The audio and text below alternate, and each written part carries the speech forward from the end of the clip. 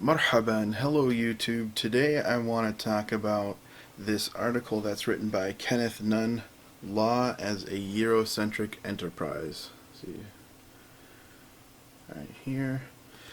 And that's from the University of Minnesota. Law and Inequality, a Journey of Theory and Practice. So, shout out to University of Minnesota, my home state here. And so this was published in 1997.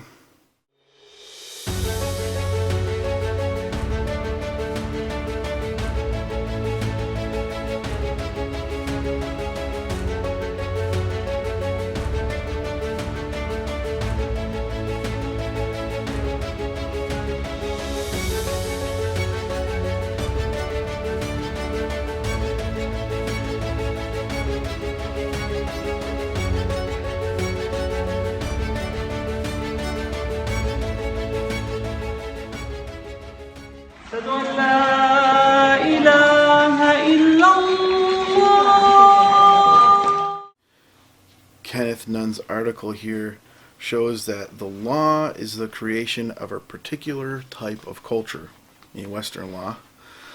Law as understood in European-derived societies is not universal. It is the creation of a particular set of historical and political realities and of a particular mindset or worldview. And so how this ties in with Orientalism is often Orientalists, when they are studying Islamic law, they have an idea of European law in mind that they're always cross-referencing to, whether consciously or unconsciously, subconsciously. And it affects their scholarship. And so Kenneth Nunn's article here isn't talking about Orientalism per se, but it's talking about how European law is colonizing in its essence.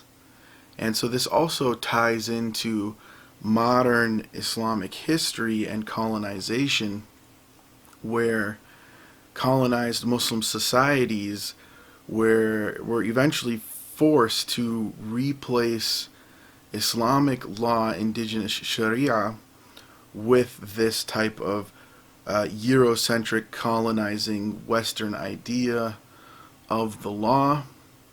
And if you look at Wa'il Halaq's book, The Impossible State, he talks about how these two types of laws are completely incompatible, European law versus Sharia. It's even, to call Sharia law is even a misnomer to begin with. Sharia is a code of ethics, and it's also been used kind of like as a law by a state system. State authority has enforced things for some parts of Sharia or aspects of it, but predominantly it's a code of ethics. Or you might even say ethical ritual code of some sort, or liturgy. So Orientalists have always conceived of it in its political terms, meaning as in law, and they come with a very Eurocentric view of what the law is and apply that towards Sharia. And so what I really like here about Kenneth Nunn's article is he brilliantly encapsulates what Western modernity is and how it impacts law. And so he says Western European culture is highly materialistic, competitive, individualistic, narcissistic, and places great emphasis on the consumption of natural resources and material goods. In addition, European culture tends to take aggressive, domineering stances toward world inhabitants. Consequently, the driving force behind racism, colonialism, and group-based oppression is European and European-derived culture.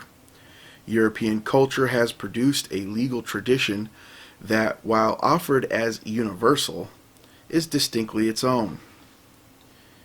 John Henry Merriman describes legal tradition as a set of deeply rooted, historically conditioned attitudes about the nature of law, about the role of law in society and the polity, about the proper organization and operation of a legal system, and about the way law is or should be made, applied, studied, perfected, and taught. So you could say John Henry Merriman, The Civil Law Tradition and Introduction to the Legal Systems of Western Europe and Latin America, 1969. According to Merriman, the civil law, common law, and socialist law traditions are all of European in origin. These legal systems, which make up the bulk of what is referred to as the law, all express ideas and embody institutions that have been formed in European historical and cultural contexts. This article argues that law is a Eurocentric enterprise, meaning that law is a part of a broader cultural endeavor that attempts to promote European values and interests at the expense of all others. Law carries out a Eurocentric program as it organizes and directs culture. Law does this by reinforcing a Eurocentric way of thinking, promoting Eurocentric values, and affirming, indeed, celebrating the Eurocentric cultural experience. An African-centered perspective is employed here to reveal the normally hidden relationship between white supremacy and law in the Western cultural context. So, basically,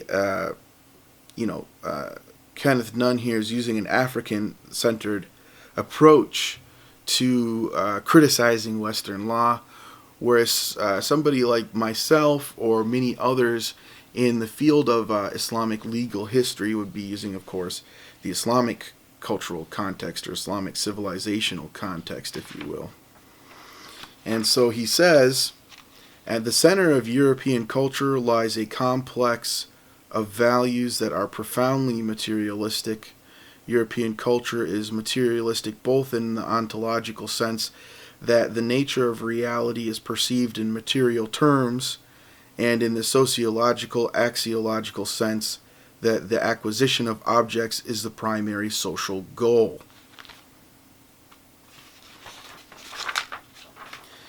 The Eurocentric worldview produces a culture of acquisition and narcissism. Since the Eurocentric perspective conceives of reality in material terms, remember the Cartesian cogito, the amount of resources available for well-being and survival are perceived to be finite. This perception that life is a zero-sum game leads to the development of social behaviors that are highly competitive and aggressive.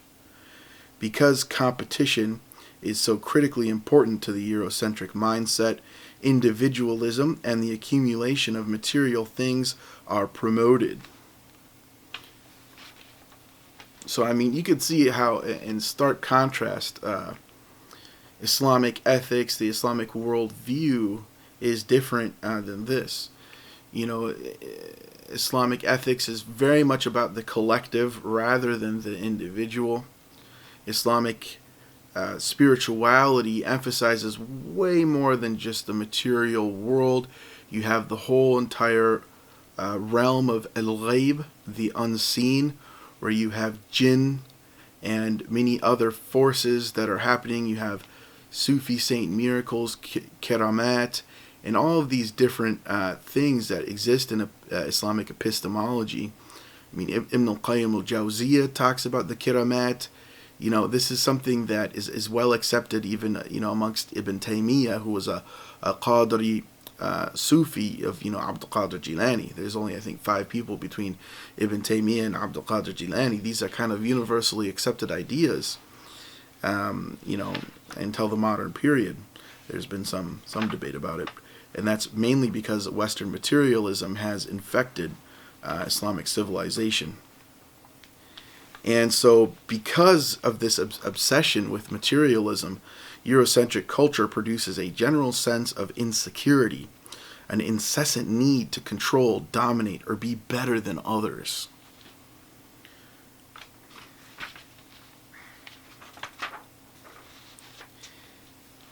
And one European cultural attribute is dichotomous reasoning. This is a big part of modern Western thought.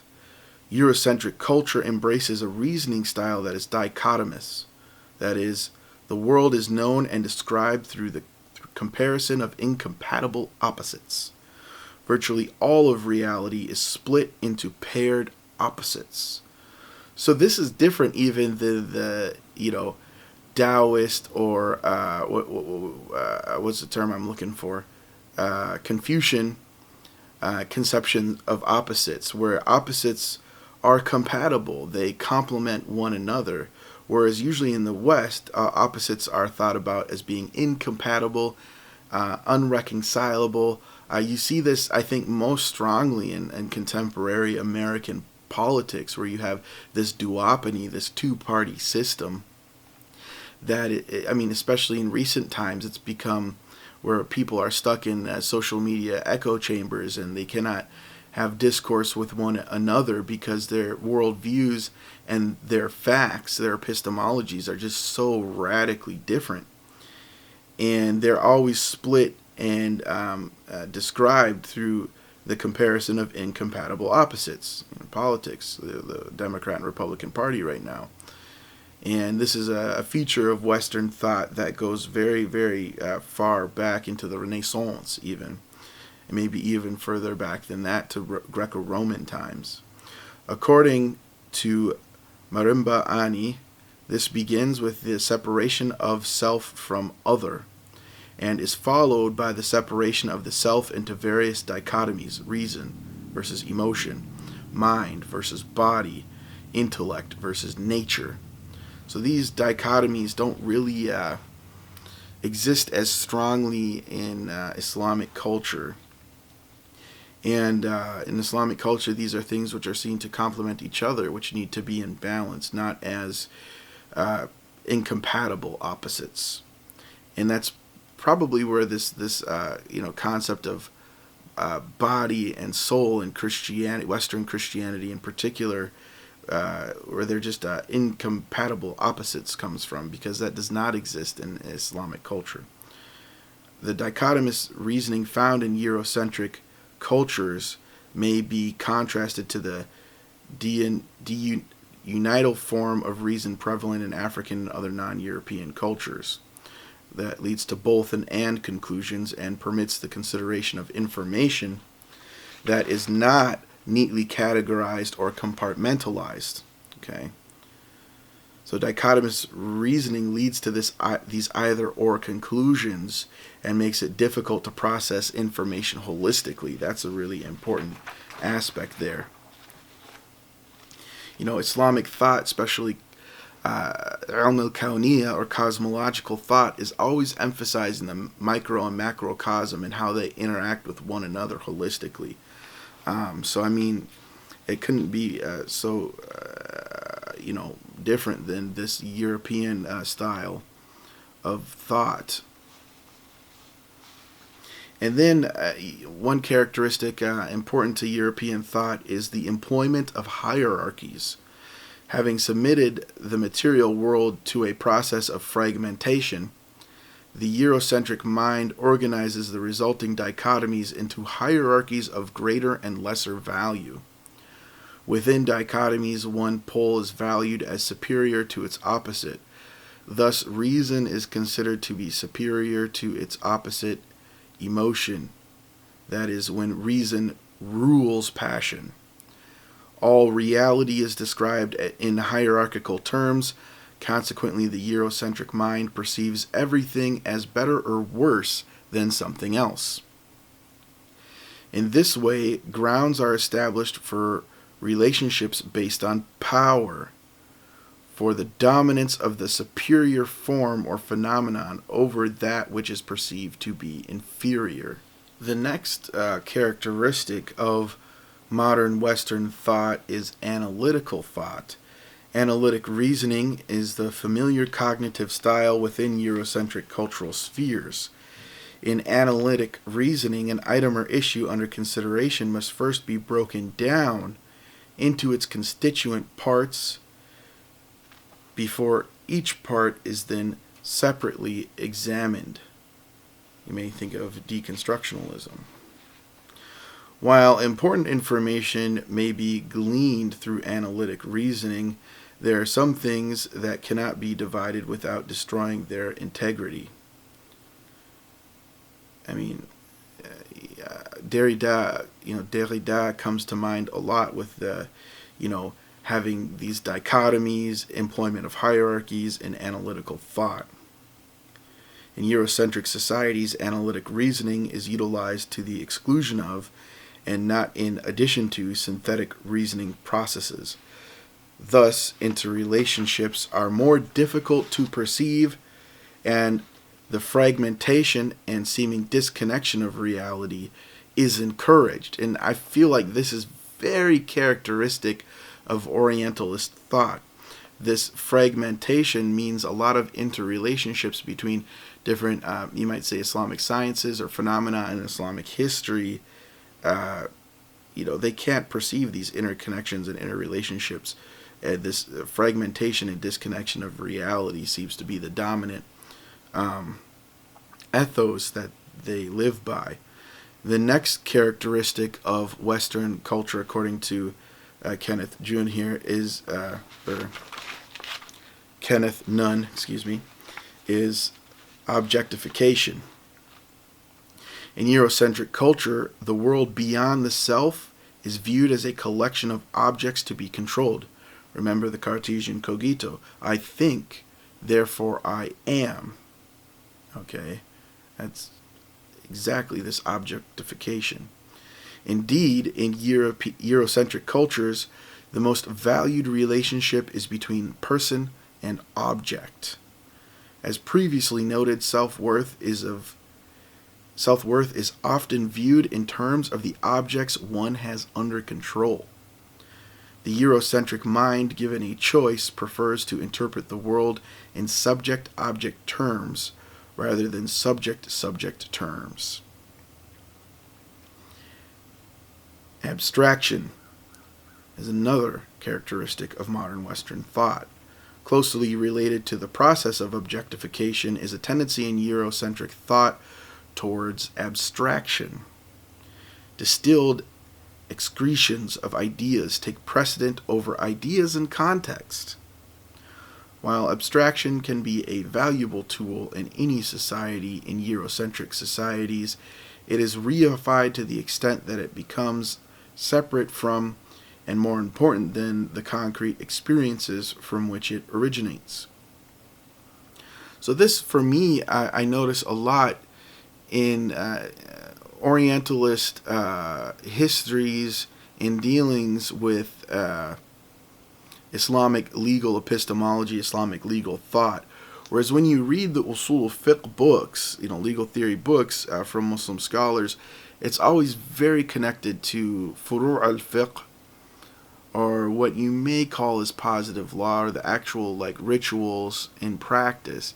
It's always very connected to practice, and it's always tied to, the practice of the madhab. But you see, with Aaron Zaiso and others, often this big type of abstraction of Islamic legal epistemology. And there's some value in it, but sometimes it can be overdone if that's the only approach you ever take. Since the abstract is separated from the concrete, its validity cannot be questioned. Thus, abstraction becomes a tool of control. Its role is to establish epistemological authority, and of course, other kinds of authority can then be derived from it and supported by it.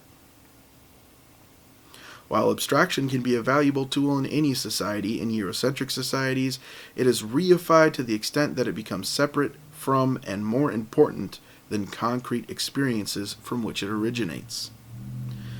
The preference for written forms of communication over oral forms also derives from Eurocentric culture's reification of the abstract. This idea that being textual is automatically superior to being oral culture, which is a hubris par excellence. Extreme rationalism is a foundational Eurocentric belief that the universe can be explained wholly in natural terms, or maybe materialistic terms, if you want to call it that way. This means that to the Eurocentric mind, everything is connected in an ordered and structured way, organized around the principles of cause and effect. The extreme rationalism that is found in Eurocentric societies has been described as an attempt to explain all of reality, as though it has been created by the European mind for the purpose of control. Another characteristic of Western society is modern thought, Enlightenment thought, is desacralization. Nature is objectified and rationalized, which leads to the illusion of a despiritualized universe. In the Eurocentric worldview, there is no room for the operation of sacred forces. Nature is reduced to a mere thing, an object that may be manipulated to suit mankind. This is a perspective that is almost uniquely European. Even where God is allowed in Western philosophies, he is banished to a separate spiritual realm where he can have no effect on quotidian human affairs. The attributes listed here grow from and are infused by the Eurocentric materialist perspective. They do not compromise the totality of European culture, nor are they absent in other cultures. When manifested in a culture that is primarily materialistic, the attributes operate collectively to form a matrix of behavior and belief that is relatively unique. This is not to say that every individual in European culture thinks and acts according to this paradigm, nor is it implying that members of other cultural traditions do not. What is presented here is by necessity a generalization. Alright, but it is pretty characteristic of much of what I've seen in the Western Academy. Every person who resides within a Eurocentric society, however, will be predisposed to behave and think in a Eurocentric way simply because of the mode of socialization and the reward structure present in the society. In this way, Eurocentricity reaches out to delineate and direct everything the Eurocentric society produces. Within the realm of art, science, economics, and social life, all social and cultural productions, even the society's concept of the law, will reflect the materialism, aggression, and individualism that Eurocentricity generates. Law in Western societies masquerades as universal, but it is really a product of the society from which it derives.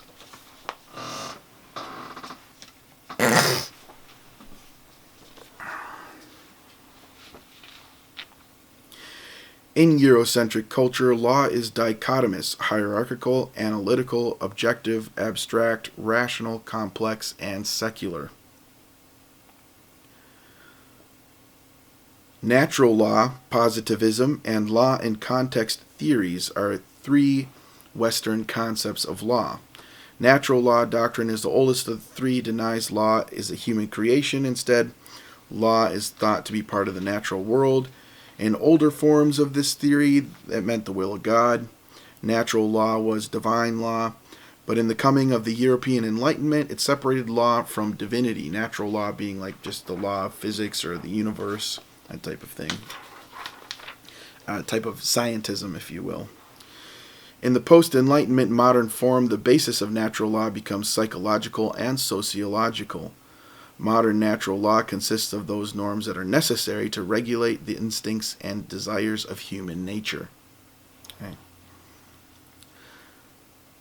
According to the observation of one state court, natural law is that which so necessarily agrees with the nature and state of man, M-A-N, that without observing its maxims, the peace and happiness of society can never be preserved.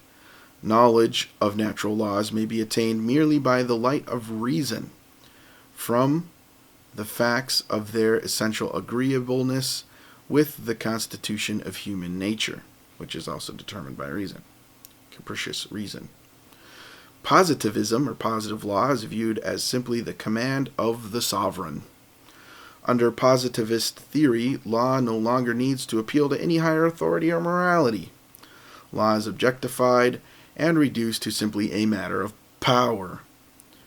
Positivism posits an interlocking system of rules, ordered not by naturalism, not by the needs or desires of human beings, but by logic.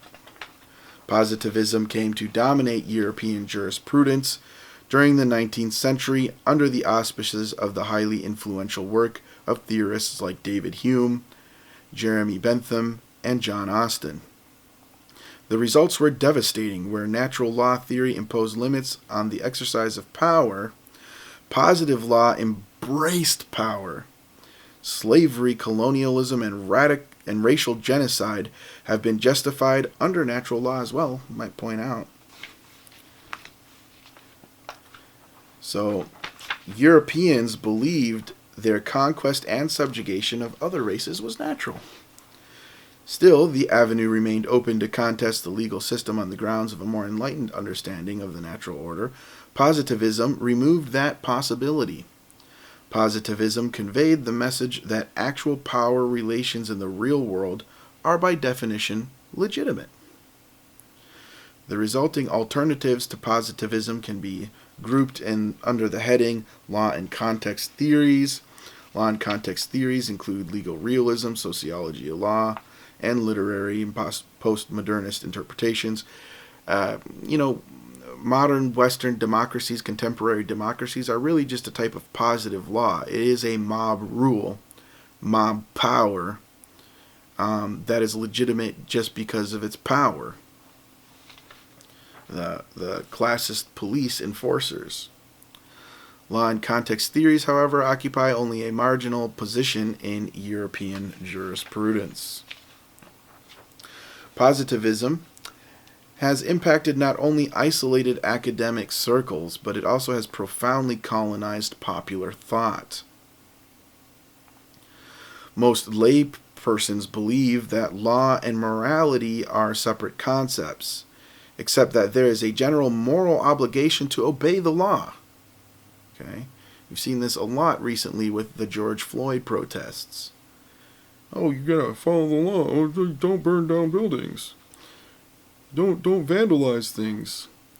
In short, the popular conception of the law very closely approximates that of positivist law. And so Islamic law essentially is the opposite of this. Islamic law, like I said, law is a misnomer. So, it is a code of ethics, whereas positivist law is not a code of ethics. It's just a structure of power and domination by the political state. And morality is seen as separate from it, although, there's this general idea, it's a moral thing just to follow the law, to accept power, not fight the power. So law is set in opposition to custom, which is deemed inferior, since it is produced by habit and not reason. And you can see this with Joseph Schacht, and in his genealogy or his conception of how Islamic law formed. It was produced by local custom and habit and was not reasoned out. Okay, so that's his Eurocentric view of law. Whereas in the Islamic view, accepting local custom was a very well reasoned epistemology. And it wasn't local custom like Shach describes anyways. So that's a whole can of worms I can't open here in this video. It's beyond the scope of this video. But it does show you how a lot of this plays into modern Orientalist scholarship on Islamic law. The absence of law in non-Western societies, law in the Western sense, implies the absence of reason. While Western law is for the civilized, non-Western custom is for the savages and brutes. So this is kind of like Shah trying to imply, Joseph Shah saying that there was no real Islamic law during the Umayyad period. There was an absence of Islamic law, and therefore these people were savages and brutes. And, while Halaq is quite right in just saying this is just plain racism. And he was, I think, calling out Patricia Crone in that regard. Even I believe it was Colson said, it would be wrong to assume there was a vacuum during that first 100 years, Hijri of Islamic legal history, that there just wasn't any legal theory or any law being codified or anything like that. So here, Kenneth says, hierarchy is inherent in the very notion of positive law, which views law as a command from a superior to its inferiors. In the Eurocentric mind, law is equal to order. Ordnung in German is what comes to my mind.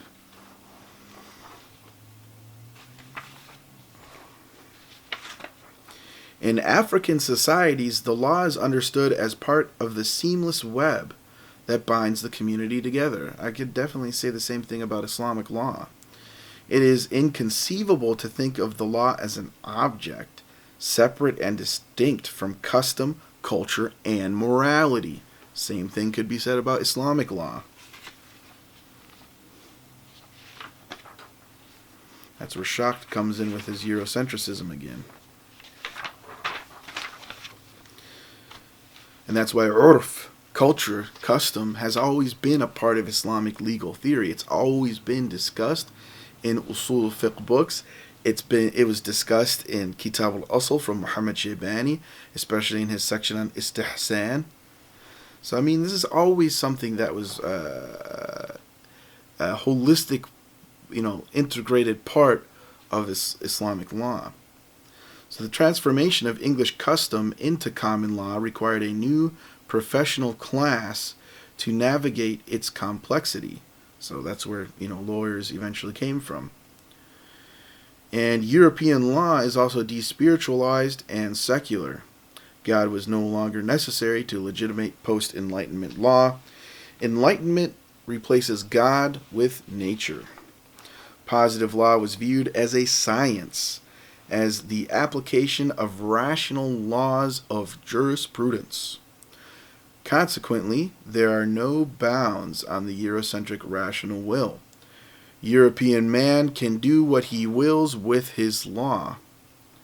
Within his world there is no higher authority than that of the law, which is his own creation. With the creation of the law, the European male has become a self-policing entity, one that need answer to no other. The law in Western societies is really a particular social construction that exhibits cultural attributes peculiar to European and European-derived societies. Law is an artifact of Eurocentric culture, and as such, it reflects the cultural logic, epistemology, axiology, ontology, ethos, and aesthetic choice of Eurocentric culture. Law organizes society and indeed the world in ways that make it easier for Eurocentric culture to assert its dominance. Everywhere the Europeans colonized, one of the first things they wanted to do was establish European law in that country. Happened in Egypt, Syria, Iraq, Turkey, everywhere that they colonized or had influence, they were pushing for Western forms of law.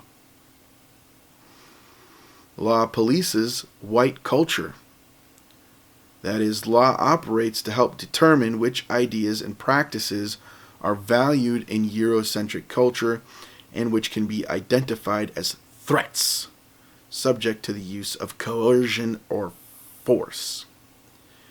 So here you have this completely arbitrary, capricious idea of whiteness that is extremely immoral, extremely toxic, obviously racist, of course. The Europeans came up with this race theory, this idea that we have to make dichotomies between Western and non-Western, that we have to compartmentalize things and we have to dissect things, just like I was mentioning earlier with this article. And you have race theory that comes out with the Enlightenment. And now law is used to police what is Western and non-Western, what is white and non-white. Law functions as the central nervous system of a vast body of social and economic regulation. Law is just one among many such systems of meaning that people construct in order to deal with one of the most threatening aspects of social existence, the danger posed by other people, whose cooperation is indispensable to us, but who may kill us or enslave us. Law was used at each step in the conquest and enslavement of African and other native peoples.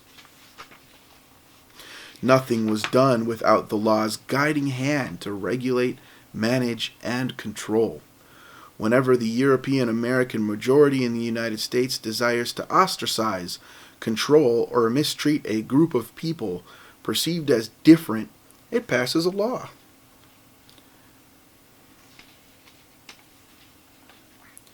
And you could see Derek Bell, Race, Racism, and American Law, 1992.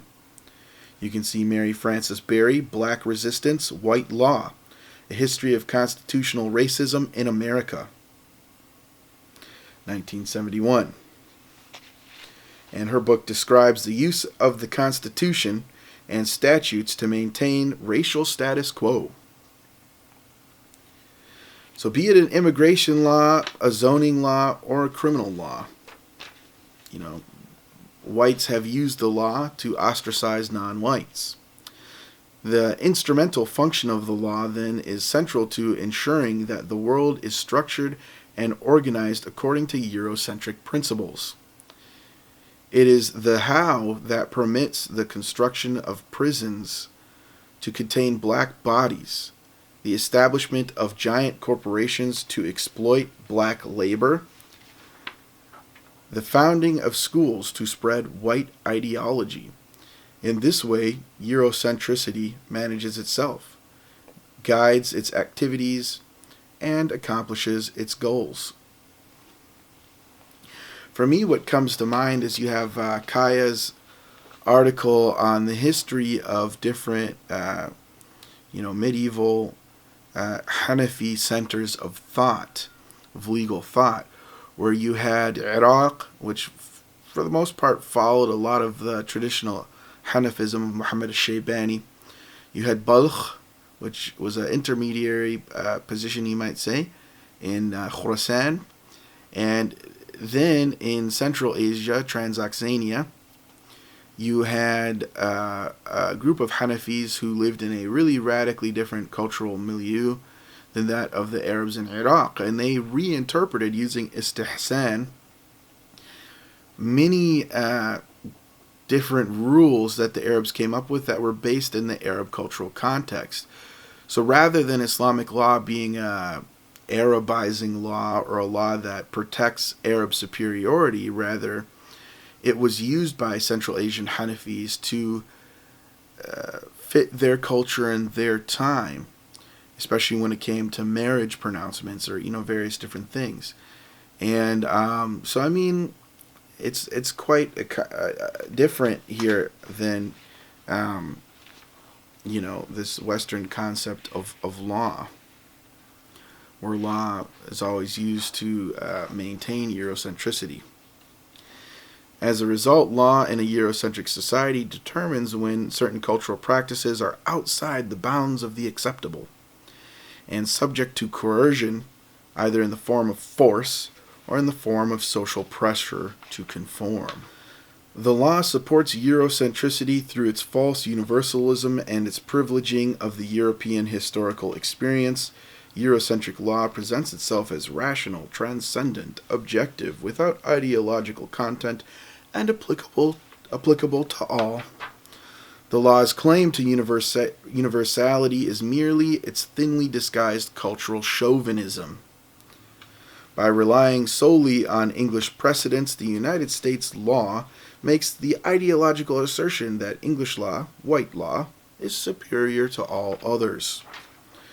No matter how illustrious the career of a non-white jurist or how well developed the legal philosophy of non-Western cultures, they are never acknowledged. Racism is the consequence of Eurocentricity's hunger for dichotomy. European colonizers dominated the majority of peoples of the world, took their land, and destroyed or corrupted their cultures. Yet these colonizers always proceeded legally, through treaties or the dictates of international law, which the Europeans themselves determined what's international law, without the input of other nations, non-Western nations, or cultures or civilizations. Ani argues convincingly that the European preoccupation with legalizing their conquests served the double purpose of disarming their victims and bolstering the European self-image. We're the good guys. A key part of the European belief system is faith in the linear notion of progress. The dogmatic belief that later historical developments are superior to preceding ones, and that the course of human history flows from worse to better. This, in combination with the European conviction that white culture was superior to the world's other cultures, made European conquest a matter of pride and self-esteem. Their conquests needed to be legal in order to provide the full psychological benefits.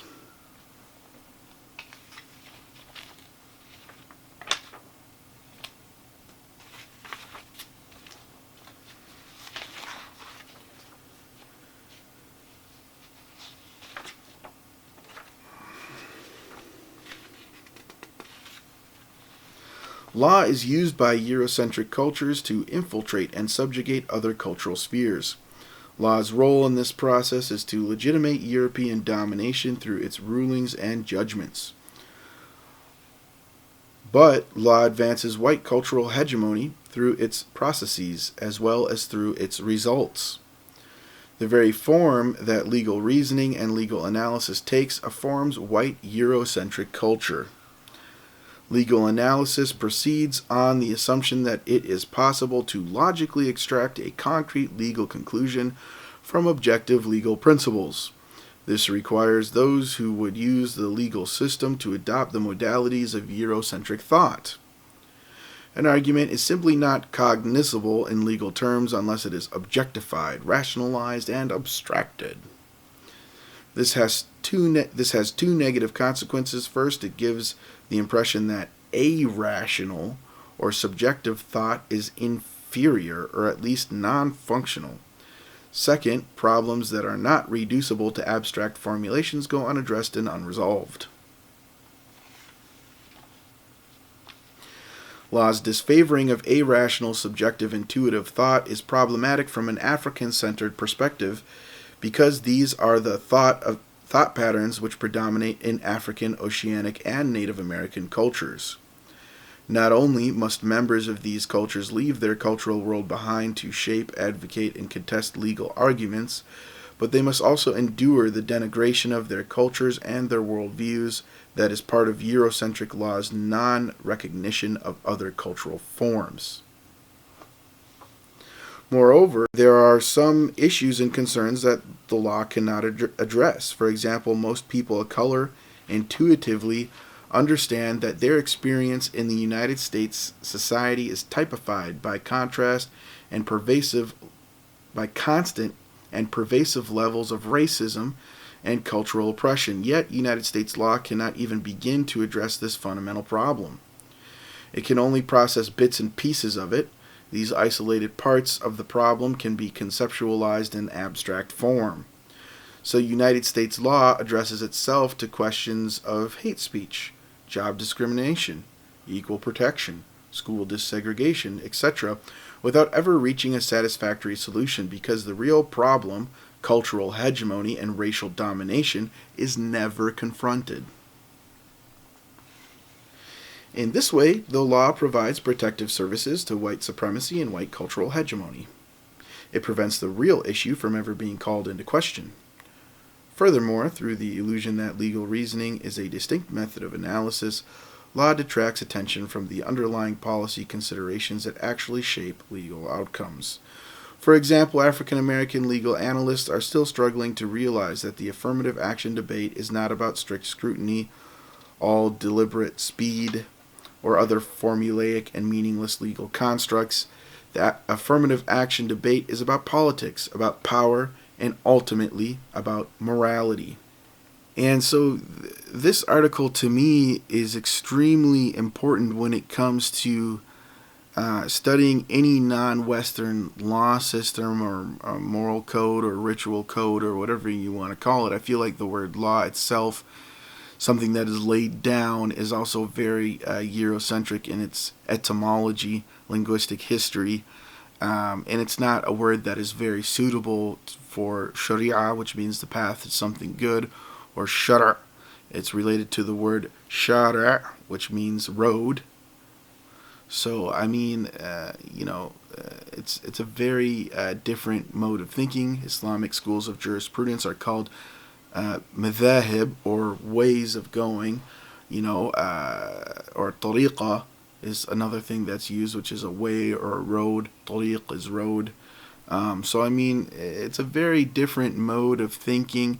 It encompasses the 5 pillars of Islam, rituals, even where you have contracts, business contracts. It's not separated ever from ethics. This is how God will judge you, based on how you do social contracts, business contracts, how you treat other people's property, and so on and so forth. So, I mean, it's a very distinct thing from Western law. And I feel like this article is also quite important because it helps us to conceptualize Western attitudes and ways of thinking, especially that came out of the Enlightenment period, Aufklärung, that,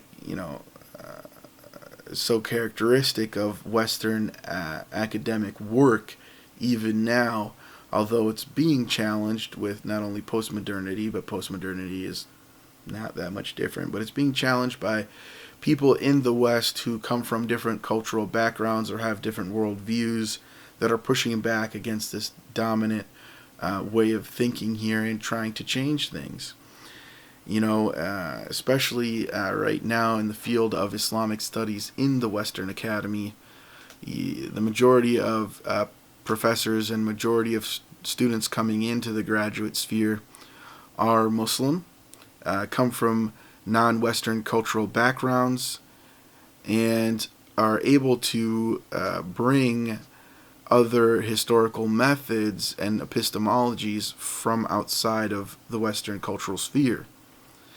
And so, in a sense, a decolonization is slowly happening of the academy. And, me, I'm also trying to be a decolonizer in my work. And I hope that I can do that, and I hope that we can dispel a lot of these just false notions, fallacious ideas from the past that many Orientalists of old carried, many revisionist historians carry, and that type of thing. I guess that pretty much ends this video. Sorry if it was a bit long, but I feel like, my niche here is to handle these topics in depth and not just give a 10-minute small overview of something that is very nuanced and deep. And I hope you enjoy these videos. They're supposed to be kind of like, podcast style videos, something you can listen to maybe in your car when you're driving to work. Please hit the subscribe button below, hit the bell to get notifications if you want to see all of my videos. Give me a like. It helps the videos progress and the channel progress. Please donate to my Patreon.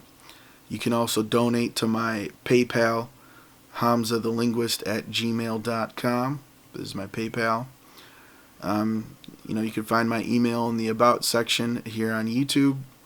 And don't be afraid to go give my Facebook page, Hamza the Historian, a like. And If you pay attention to my Facebook page, you can also get some exclusive early live streams that you don't get through YouTube, because sometimes I live stream stuff to Facebook first, then download it, edit it, and put it here on YouTube. And thanks again for watching, and see you next time. Wada'an ma'a salama.